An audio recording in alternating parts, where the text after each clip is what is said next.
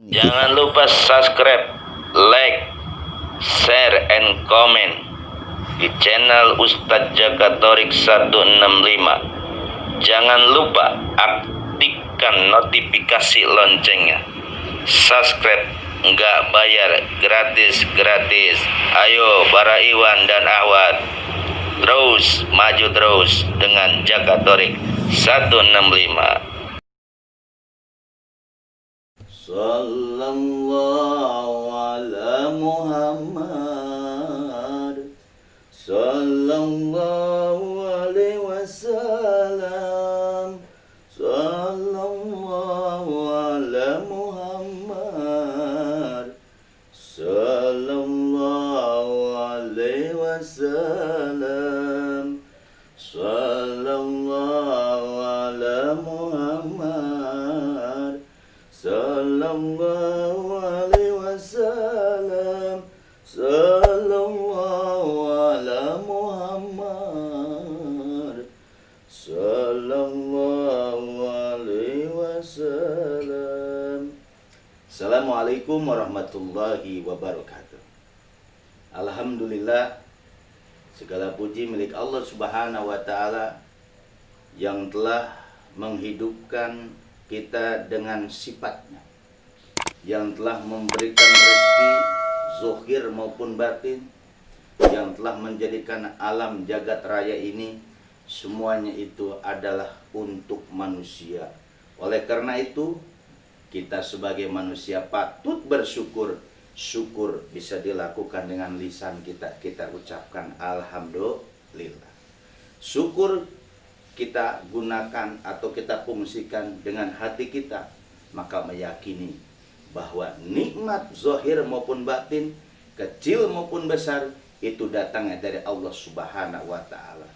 Bersyukur kita bisa gunakan dengan anggota badan kita. Untuk apa? Untuk taat dan patuh ibadah kepada Allah Subhanahu wa taala. Jamaah Jakatorik yang dimuliakan oleh Allah Subhanahu wa taala, ada momen sekarang kita akan menghadapi, yaitu namanya bulan Muharram. Bulan Muharram ini adalah momen di mana ada sejarah historis tentang hijrah. Hijrah itu dari bahasa Arab. Asal katanya hajaro yahjaru hijrah, artinya meninggalkan. Maka hijrah menurut bahasa itu adalah meninggalkan dari satu tempat ke tempat yang lain. Jadi hijrah itu adalah meninggalkan kampungnya atau meninggalkan sesuatu yang jelek menuju yang baik. Itu banyak makna-makna tentang makna hijrah. Nah, perjalanan hijrah ini kita tidak lepas dengan kehidupan Nabi Muhammad SAW. Nabi Muhammad SAW pernah melakukan hijrah dan diperintahkan oleh Allah berhijrah dari Mekah ke Madinah. Ketika itu Rasulullah diperintahkan oleh Allah untuk berhijrah karena bangsa Quraisy sudah bersepakat, bermusyawarah bahwa Muhammad merupakan orang yang membawa ajaran baru yang telah memperandakan ajaran nenek moyang bangsa Quraisy ketika itu. Makanya suku-suku Quraisy berkumpul bagaimana supaya Muhammad itu berhenti dakwahnya, mendakwakan Tuhannya yang katanya Tuhannya yang esa, satu, tunggal. Akhirnya semua suku-suku Quraisy berkumpul bermusyawarah. Kesepakatannya satu, bahwa Muhammad harus dibunuh dan Muhammad harus dilenyapkan nyawanya. Ketika itu Nabi Muhammad SAW dikasih tahu, dikabar gembirakan oleh Jibril alaihissalam. Datanglah Jibril memberitahukan kepada Nabi Muhammad, ya Muhammad, bangsa Quraisy berkumpul ingin membunuhmu. Oleh karena itu kau harus hijrah. Karena ini perintah Allah melalui Jibril, maka Rasulullah bergegas hijrah. Makanya Rasulullah bermusyawarah, di situ ada Sayyidina Ali ketika itu masih muda. Ada sahabatnya Abu Bakar, yang dimana Abu Bakar ini menjadi bakal cikal sahabat dan mertuanya. Akhirnya Nabi Muhammad bermusyawarah dengan dengan 2 orang, Sayyidina Ali, Abu Bakar. Makanya Nabi Muhammad dengan tegas memerintahkan, wahai Ali, kau harus diam dan tidak boleh ikut hijrah. Kau harus tidur di tempatku. Kata Sayyidina Ali, karena ini perintah dari Rasulullah, siap wahai ya Rasul. Sahabat Abu Bakar, kau ikut denganku. Sudah kesepakatan itu, Rasulullah berangkatlah dari Makkah ke Madinah itu subuh. Kemudian Sayyidina Ali, seorang anak muda yang gagah, berani, siap menerima tantangan, siap untuk mati. Karena apa? Karena Sayyidina Ali tidur di tempat Rasulullah, kemudian diselimuti. Dan Rasulullah dengan Abu Bakar pergilah. Keluar dari pintu, dari rumahnya, dan di situ diajarkan oleh Jibril. Diambillah tuh namanya debu atau tanah. Dibacakanlah surat Yasin. Wa ja'alna min baini aidim saddaw wa min alfim saddam fa'aksanum fahum la yubsirun. Seketika ditiup tanah itu, ditebarkanlah di depan rumahnya. Nah, bangsa Quraisy atau pemuka Quraisy itu mereka bersiap pengen membunuh Rasulullah. Mereka berkelompok pengen ngepung rumah Rasulullah. Dan Rasulullah dengan Abu Bakar dan Rasulullah sudah pergi. Kemudian kumpullah tuh suku-suku Quraisy. Siap-siap dengan pedangnya, siap-siap dengan tombaknya. Masya Allah, luar biasa. Dikepung rumah Rasulullah ketika itu. Masya Allah. Sallallahu ala Muhammad, sallallahu alaihi wasallam, sallallahu ala Muhammad, sallallahu alaihi wasallam. Dan seketika suku-suku Quraisy masuklah ke rumah Rasul, didobrak pintunya, bahwa mereka sudah mendapatkan bahwa Muhammad sedang tidur di tempat tidurnya. Kemudian mereka bergegas dengan pedangnya. Sebelum mereka menghunuskan pedangnya, memukulkan pedangnya, dibuka selimutnya. Ternyata bukan Muhammad, tapi Ali, ponakannya. Kaget suku Quraisy tadi, pemuka Quraisy. Kok bukan Muhammad, tapi Sayyidina Ali? Dan di situ Sayyidina ditanya, kemana Muhammad? Sayyidina Ali mengatakan, Nabi Muhammad atau pamanku sudah hijrah dengan Abu Bakar. Akhirnya dikejarlah dengan kuda, dengan berbagai kendaraan yang mewah ketika itu, kuda dikejar dengan tombaknya. Sedangkan Abu Bakar dengan Nabi Muhammad SAW berdua lari. Akhirnya dikejar. Ada suatu anak muda yang gagah berani, namanya Warokoh. Karena suku Quraisy memberikan sayembara, siapapun yang bisa memenggal Muhammad, kepalanya Muhammad, bahkan hidup-hidup bisa dibawa ke sini, akan diberikan dengan 1000 unta. Ketika itu Warokoh, seorang anak muda Mekah yang memang gagah, dia siap untuk membawa kepalanya Muhammad, akan dipenggal. Akhirnya Warokoh di antara rombongan suku Quraisy, Warokoh lah sebagai pemacu kuda yang hebat dan gagah berani mengejar, sambil mengejar mencari Muhammad. Dan itu pun semua orang-orang Quraisy pun mencari. Akhirnya Rasulullah dengan Abu Bakar masuklah ke Gua Sur. Dan suatu keajaiban atau bahasanya irhas, pertolongan dari Allah Subhanahu wa taala. Ketika Nabi Muhammad dan Sayyidina Abu Bakar itu masuk ke gua, tiba-tiba ada burung pipit. Dia ibaratnya bikin bikin sarang di situ.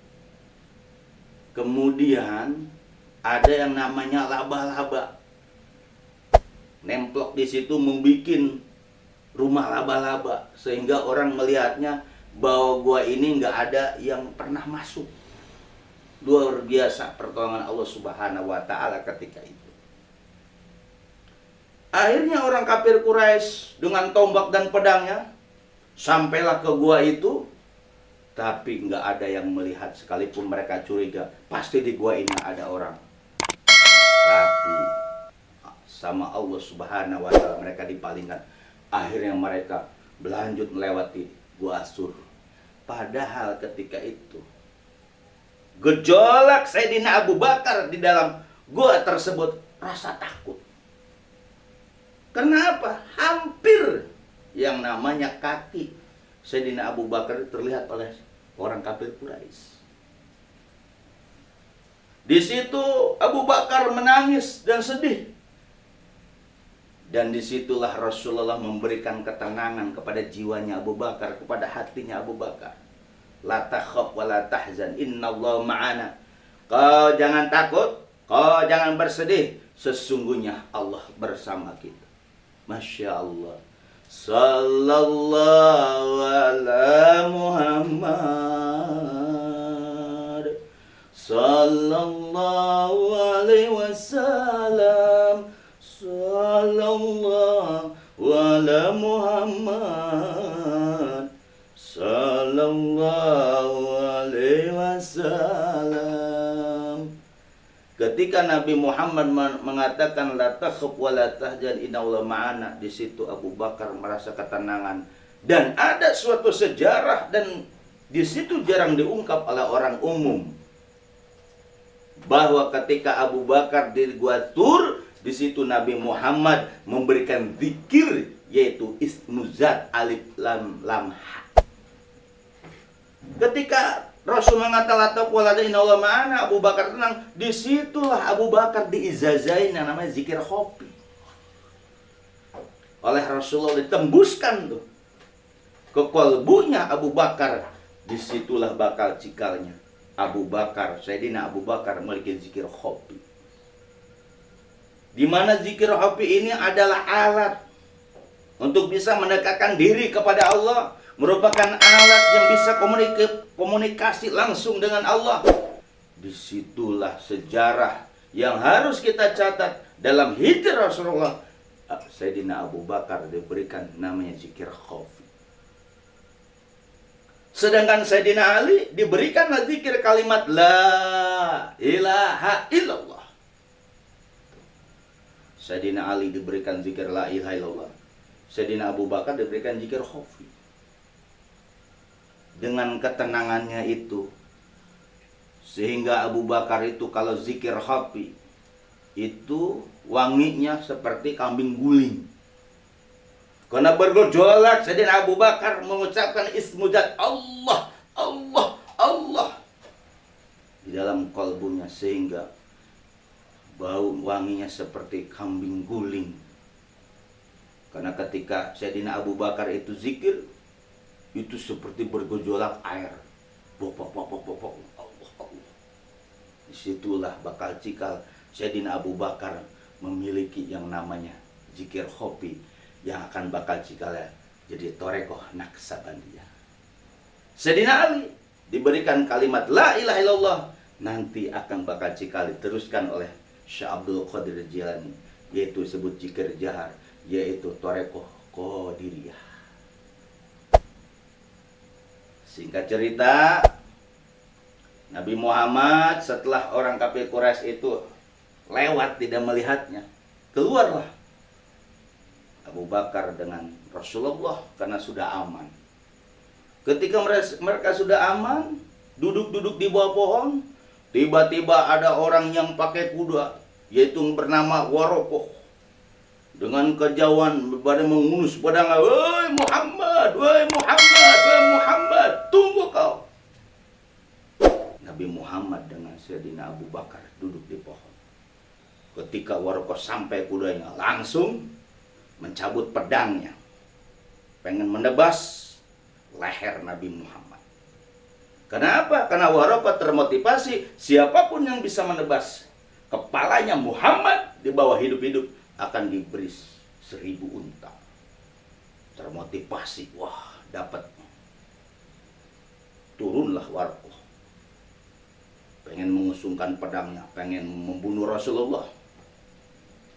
Kemudian Rasulullah mengatakan ketika ditanya oleh Waraqah, "Hei Muhammad, siapa yang akan menolongmu? Sekarang pedang sudah terhunus di lehermu."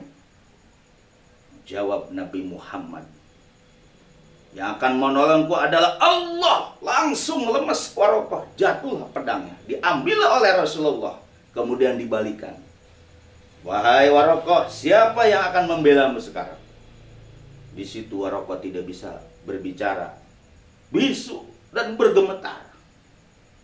Itulah hebatnya ismu zat yang diucapkan oleh Rasulullah, sehingga orang marah pun pengen membacok atau pengen menghunuskan pedang membunuh Nabi Muhammad dengan terucap, "Allah yang akan menolongku." Jatuhlah Waraqah, dibalik, dia ambil pedangnya, kemudian oleh Rasulullah dihunuskan ke lehernya. "Sekarang Waraqah, siapa yang akan membela?" Waraqah menangis di situ. Tidak ada, wahai Muhammad. Tapi Rasulullah ketika orang sudah jatuh, udah menyerah, Rasulullah memberikan maaf. Itulah akhlak Rasulullah. Akhirnya Waraqah, singkat cerita, masuk Islam dengan akhlak Rasulullah.